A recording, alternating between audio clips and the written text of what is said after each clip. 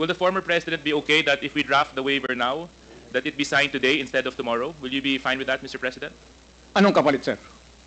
Hindi. Sampalin ko siya sa publiko. Hindi, wala naman. Ngayon na. Wala pong galunan. Mr. Chairman. I'll give you, no. Sampalin ko sa Mr. Chairman. Session suspended. Session suspended.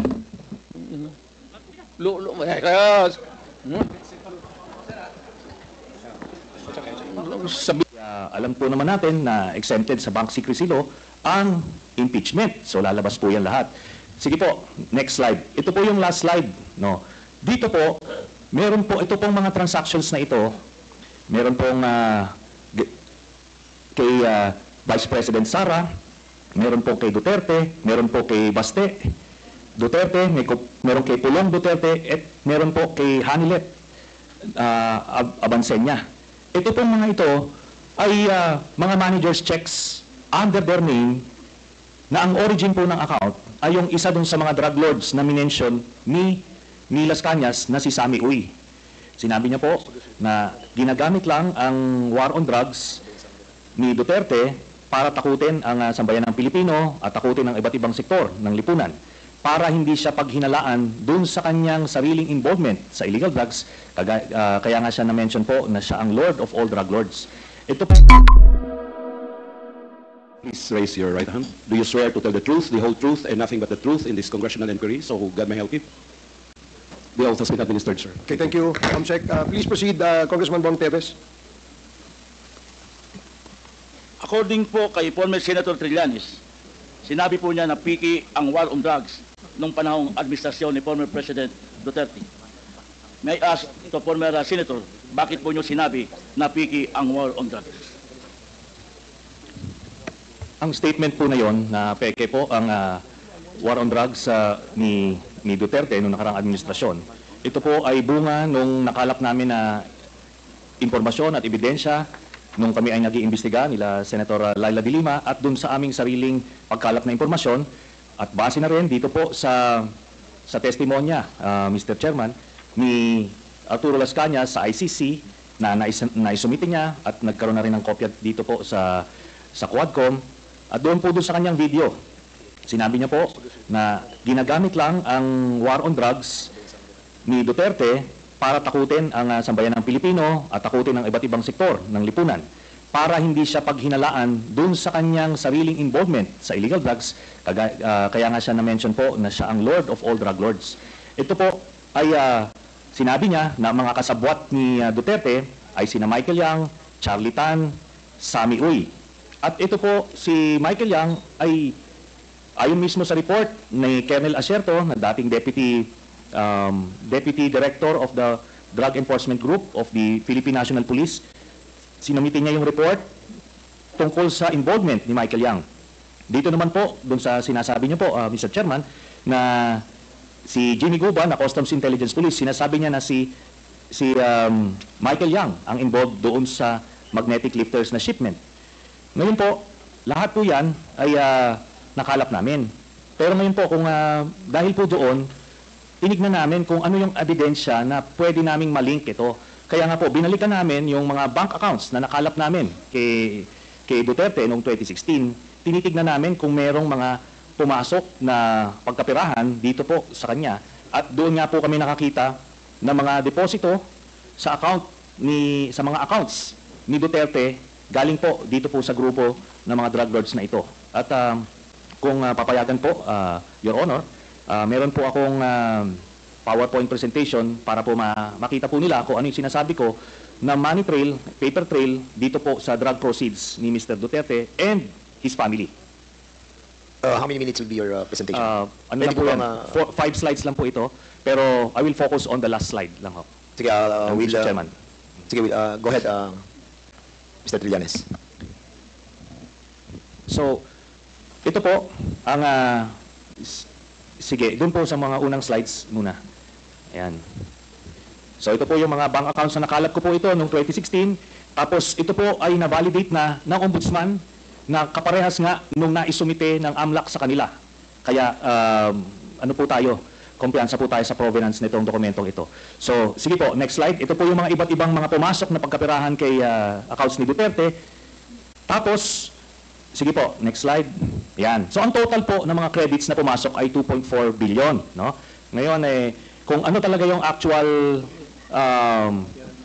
total, malalaman po natin 'yan pagka binuksan po yung accounts. Ngayon po ito, no? Ang pagkakamali po ni Mr. Duterte nung nagtatago siya ng pagkapirahan ay ginawa niyang joint account yung kanyang anak na si Vice President Sara Duterte. Kaya ito po ay alam po naman natin na exempted sa bank secrecy law ang impeachment. So lalabas po yan lahat. Sige po, next slide. Ito po yung last slide, no. Dito po, meron po ito pong mga transactions na ito. Meron pong kay Vice President Sara, meron po kay Duterte, meron po kay Baste Duterte, meron kay Pulong Duterte, at meron po kay Hanilet Abansenya. Ito pong mga ito ay mga managers checks under their name na ang origin po ng account ay yung isa dun sa mga drug lords na minention ni Las Cañas na si Sammy Uy. Ito po, ano ito? Siguro ng mga panahon na yan, 2011 to 2013, medyo kumpiyansa sila sa kanilang mga gawain, kaya may physical na checks, no? Pero after that, ang mga deposito diretso na sa account, so wala nang paper trail. Pero makikita natin dito yung pattern po, Mr. Chairman. Nagdidibidendo yung drug lord doon sa pamilya nila Duterte tuwing October at April, no? Kaya sunod-sunod po yan. And by the way, makikita po natin si Vice President Sara, meron po siyang 2 checking in-encash dyan under her name, manager's checks. Tapos ito po ay while she was mayor, no? Kaya yan ay direct bribery, no? Tapos proceeds of the illegal drug trade. Ito po ang naging pruweba natin. Kaya nung cross-match po namin yung dokumento na kuha namin at dito sa mga personalidad na minention po ni Arturo Las Cañas, na-confirm namin yung kanyang istorya. Nakita niyo po dyan, si Duterte, pareha sila ng amount na in-encash, no? Tapos itong mga anak, sila Baste Duterte, ayan po, tagpe 10 million every 6 months. Kay Pulong Duterte, meron din. Ngayon po, lahat ito ay hawak yan ng mga bangko mismo. Meron silang physical copy, meron silang soft copy netong mga sinasabi na ito. Kaya hindi po yan pwedeng i-deny lang kasi alam naman natin yung mga estilo ni Duterte, mag-a-admit konti pero magde-deny to confuse everyone. Pero ito po yung smoking gun, Mr. Chairman. So, yan po, we concluded na peke talaga ito. Ginagawa niyang war on drugs para proteksyonan niya yung sindikato niya na sina Michael Yang, Sammy Uy at Charlie Tan. So kaya po nung sa Davao pa lang pinapatay po nila yung kompetensya. Tapos nung sila na ang presidente, ginawa nilang National Death Squad, ano, yung nangyari. Tapos si Leonardo nga po yung ginawa niyang point person. Tapos yung drug list na sinasabi ni Duterte, merong legitimate mga personalities doon, galing doon sa mga iba't ibang ahensya, pero pag may kailangan silang isingit ng mga kalaban nila sa drug business, sinisingit po nila doon. Kaya nga may mga tinutumba na mga involved din sa illegal drugs kasi kompetensya nila yon sa distribution. Kaya yan po lahat na yan ay napagtagpi-tagpi namin. So kaya that would explain kung bakit protektado si Michael Yang kahit na may report itong si Colonel Acerto. Tapos hindi lang po yan, nung nilabas po yung report na yon, sa sobrang pagproteksyon nila kay Michael Yang, yung mismong gumawa ng investigasyon, yun yung gustong ipapatay at sinampahan ng kaliwat kanang kaso. Kaya makita natin, dun sa mga drug lord na hindi kasabwat sa sindikato ni Duterte, ano siya, porsigido siyang patayin, pero doon sa kanilang grupo, itong mga ito na mention, Michael Yang, Charlie Tan at Sammy Uy, protektado hanggang ngayon. Ni nga si yung PDEA director ni Duterte na si Wilkins Villanueva, ni hindi nga masama sa druggist hanggang after 2022 si Michael Yang. Yun po ang dahilan kasi biniling po sa kanya ni Duterte. Salamat po. Mr. Chair, Please proceed, Congressman Teves. may I Mr. ask Chairman. the former President kung alam niyo po ba na kinasuhan po ni former Senator Trillanes sina Congressman Paulo Duterte, Attorney Mans Carpio for drug smuggling? Hindi ho. Pero kung totoong drug smuggling man sila, they should be prosecuted in court. And if convicted, they should serve sentence in jail. Hindi ko pipigilan yan. Kung anak ko, kung totoo. Ngayon, yung narration dito hindi ko kilala itong taong to, forgot his name. Your Honor, if there is an iota of truth, ayuta lang, baski konti lang. You can find out, may nilagay siya ng records. Now, I'm willing to execute an affidavit or kayo na lang to summon the banks pursuant to my waiver. Kung may totoo lang baski isa, I will hang myself in front of you. You can summon, I will sign a waiver, all banks. Pati yung World Bank ng Amerika. Kung may isang totoo lang nakiting, I will resign and I will ask my daughter to resign and everybody in the family. That is my guarantee. And I will hang myself. Mr. Chairman. May I know, Mr. Chairman. Madali, sige, sorry, Congressman Paduano, sige, you and then Congressman Teves, and then I will allow you, Senator Trillanes, after the two members have spoken. Yes, Congressman Thank Paduano. you, Chairman, with the indulgence of Congressman Teves. Ganito lang po, because Senator Trillanes presented yung mga bank accounts. May I ask this good former Senator, how did you acquire these documents, bank documents? Nung campaign po noong 2016, meron pong nag-abot sa aming opisina na ang pangalan po niya ay Joseph De Mesa, in-identify niya. So sinabi niya, meron siyang mga dokumento na pwede namin tignan.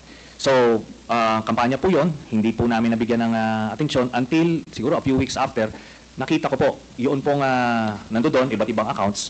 Then, chinek namin, binalidate po namin kung totoo yun, no? So, may mga nagdeposito po na doon sa iba't ibang accounts ni Duterte, tapos totoo nga, legitimate po.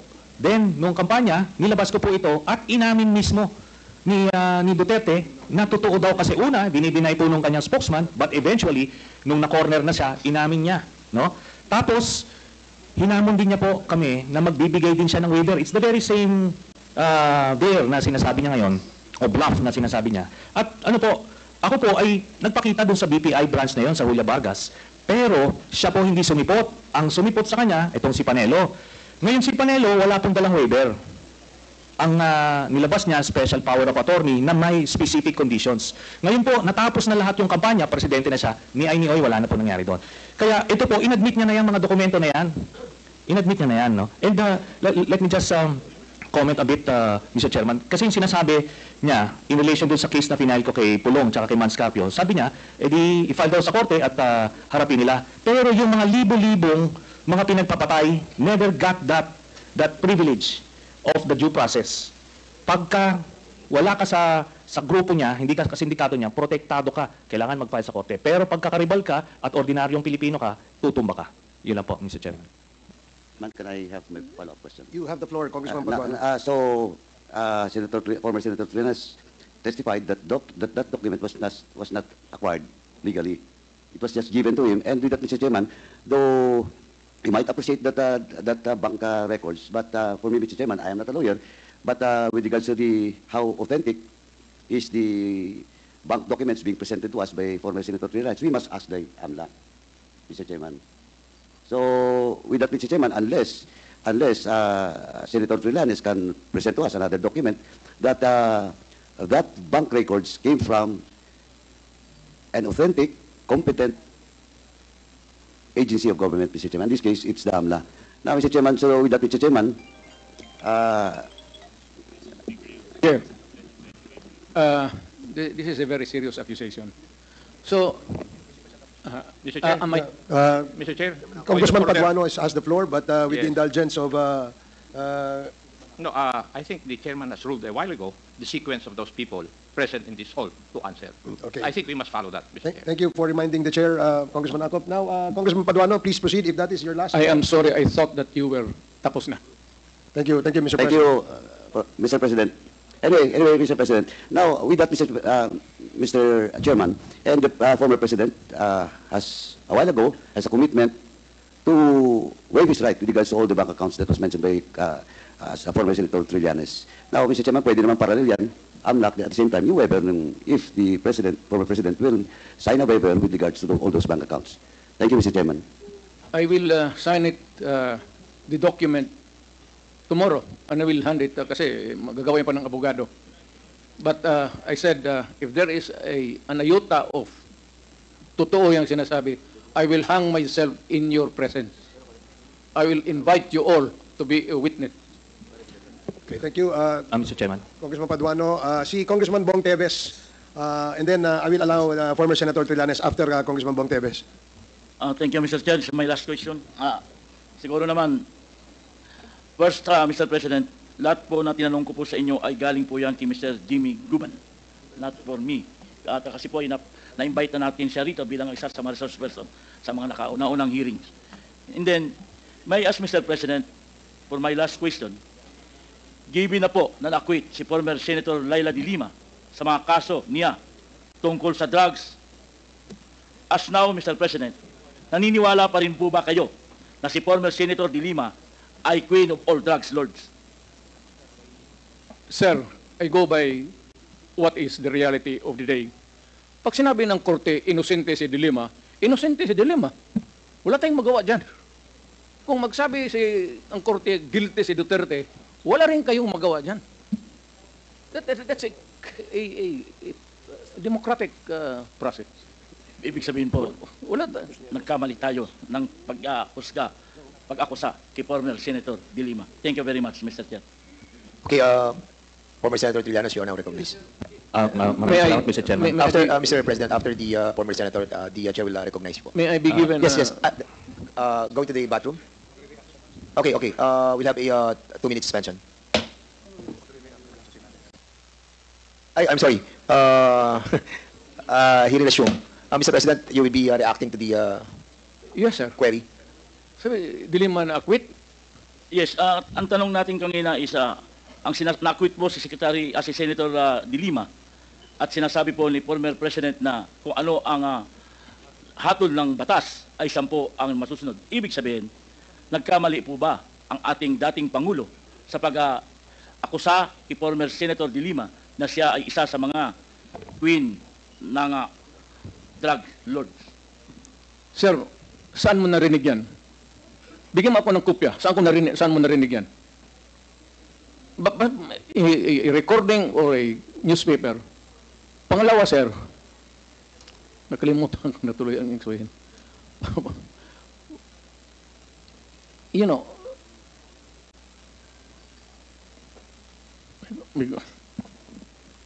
Do you need, Mr. President, a moment to... I'm just collecting my mind, sir. Okay, go ahead. Naipon na kasi. We'll give you time, Mr. President. For the meantime, the Chair would like to recognize... May I Yes, ask sir. for a recess of just 1 minute? Yes, we'll give you a 2-minute suspension. The hearing is suspended.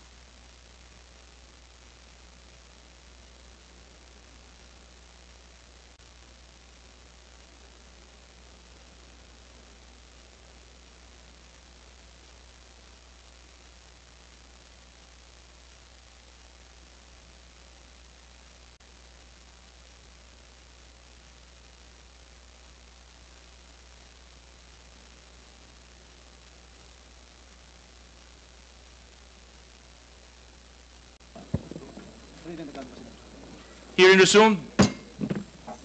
Mr. President. Yes, Your Honor. Nalilito na ako kung anong sabihin ko. Pero sabi ko kung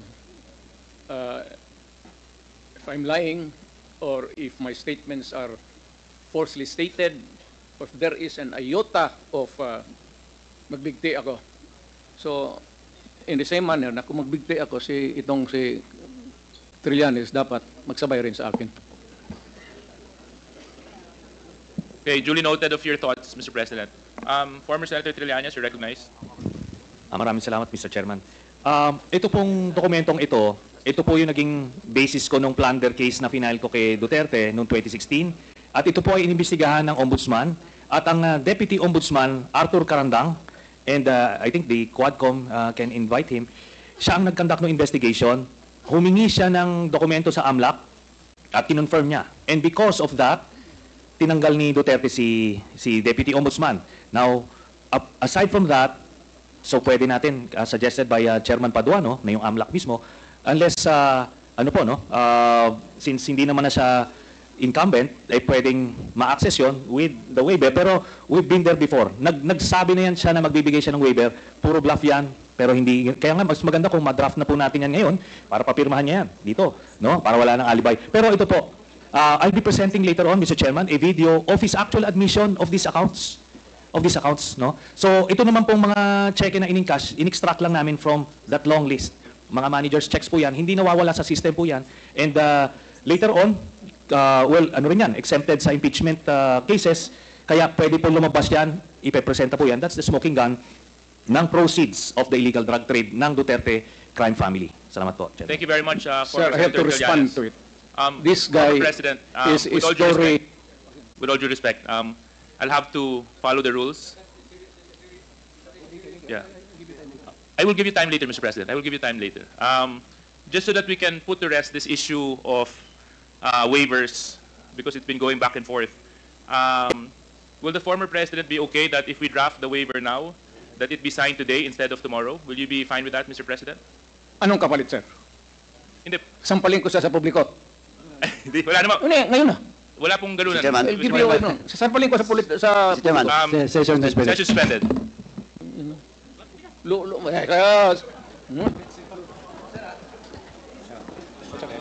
Sabi